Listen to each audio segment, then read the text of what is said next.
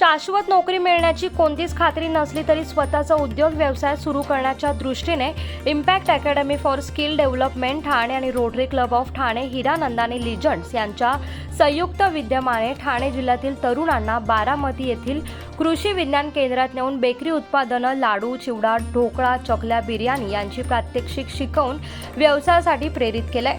तरुणांनी नोकरीच्या मागे न धावता उद्योग व्यवसाय सुरू करण्याचे सल्ले दिले जातात, मात्र सल्ला न देता प्रत्यक्षात व्यवसाय उद्योग कृतीत उतरवला आहे।